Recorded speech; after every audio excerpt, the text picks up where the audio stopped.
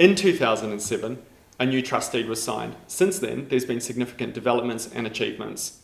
I'm joined in the studio now by Mark Henriksen, NZAF Trust Board Chair, and he's joined by Rachel Lumasurier, who's the Executive Director. Welcome. Thank you. What have been some of the highlights for the board this year? It's been a very exciting year for the board, I think.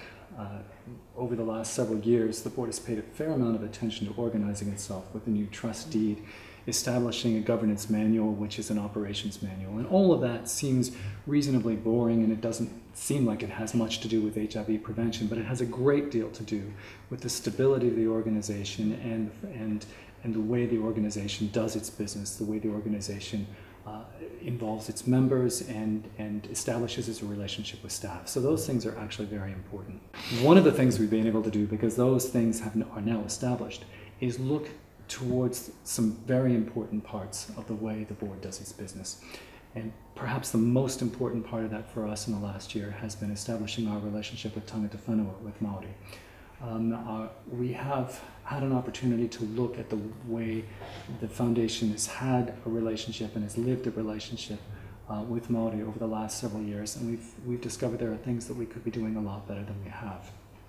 This year, I think we've been able to engage with a group of very passionate, very involved Māori leaders, and we've been able, I think, to come up with a document which we're calling the whakaaro, or commitment, that establishes a process and establishes a commitment for the board to continue to engage in educating itself.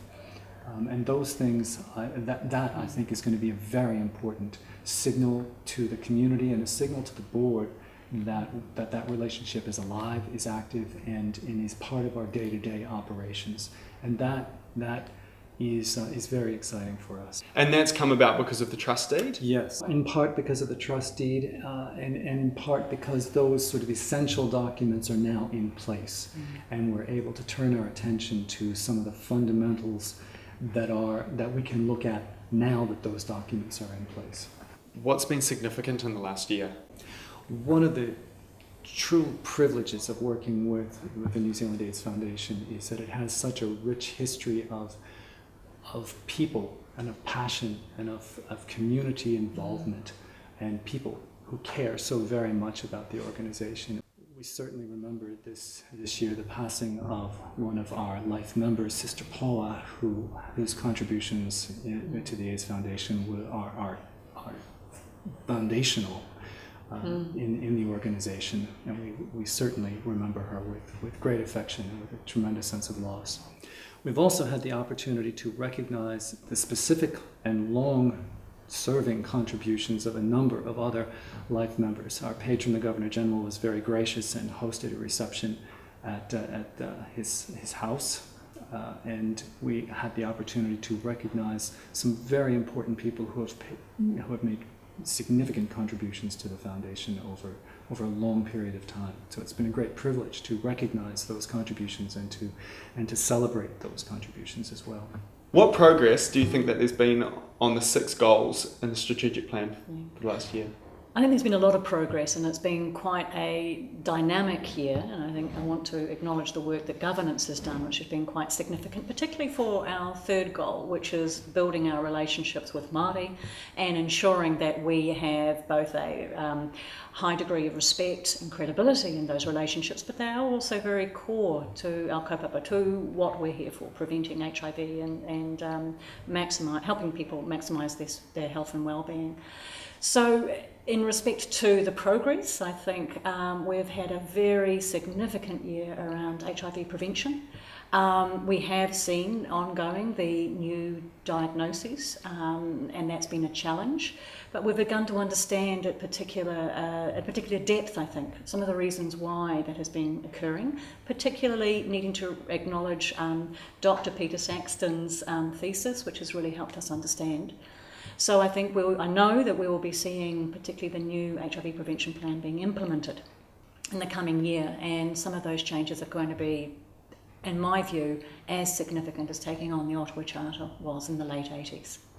Under our 2nd goal, which is ensuring that we have people living with HIV has funded access to the antiretroviral treatments.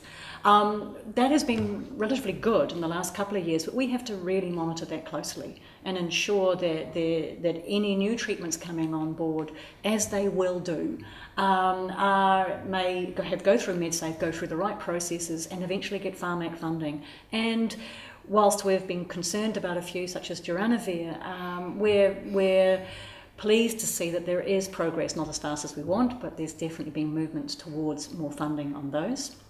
I've referred to the work done by governance in respect to our relationship with Tangata Whenua. That's also given me, as Executive Director, a really strong green light about how to now work around Māori responsiveness operationally across the country, and that's extremely important.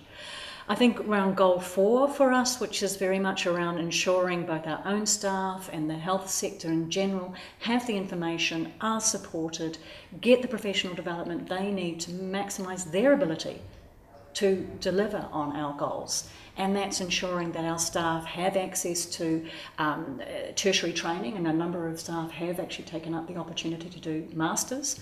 And as I say, we've supported one of our staff to become a doctor, and that's been very exciting. So it all assists, and that's important that we keep that progress going. I think on goal 5, what's been quite crucial for us is ensuring that we have the leadership both in New Zealand itself, that we are seen as credible, as professional, and we are understood to be evidence-based. And I think there's been clear evidence around that. One of the things that's been most powerful as evidence of that has been the New Zealand government asking us to go along with them in the delegation to the UNAIDS Programme Coordinating Board, one of the 2 countries in the world that actually funded its civil society to go with the New Zealand with the government delegation to the UNAIDS Programme Coordinating Board, which is sort of like the major management committee of all things to do with HIV and AIDS in the UN. And I was fortunate to do that twice last year, and marvellous feedback, considered to be a significant contribution, and I'm very proud of what the New Zealand government did in those on that stage, on that international stage.